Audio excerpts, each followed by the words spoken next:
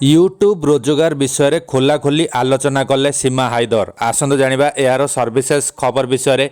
प्रेम पई पाकिस्तान रु भारत चली आसीथिबा सीमा हायदर तांको व्यक्तिगत जीवन को नहीं चर्चार परिसर रही। समय समय रे सीमा और तांको द्वितीय स्वामी सचिन मीणा वीडियो सामना को आसी थाए, जहाकू लोके खूब पसंद भी करिथांती। सीमा भी सोशल मीडिया रे खूब सक्रिय। अनेक थर से सोशल मीडिया जरिया रे पाउथिबा पारिश्रम को नहीं निजर प्रतिक्रिया देइछंती। निकटरे से सोशल मीडिया रे तांकर हेउथिबा रोजगार को नहीं एक वीडियो पोस्ट करिछंती, जहाकी खूब अल्प दिन पर भाइराल हो जाइछि। यूट्यूब रु हेउथिबा रोजगार को नहीं सीमा कहिछंती एहाकू व्यक्तिगत ही रखिबाकू दियंतु, नचेत लोके कहिबे एते केमिति होइगला। सोशल मीडिया जरिया रे आमे भल दुई पैसा रोजगार करि पारुछु। एही टंकारे घर चलुछि, पिलामाने पाठ पढ़ुछंती और दुई पैसा संचय भी होई पारुछि।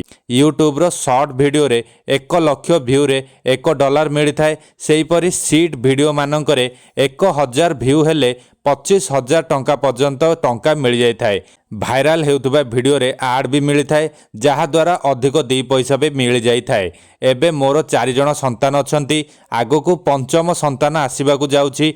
मु दाबीर सह कहिबी जदि भारत रे थांती मोर 2टी संतान होइथांदा, किंतु पाकिस्तान रे से नियम नाही। महिला मानक इच्छारे किछि भी चले नाही। सेठारे पुरुष मानक चापरे प्रत्येक महिलांक 4 जनरू अधिक संतान अछंती।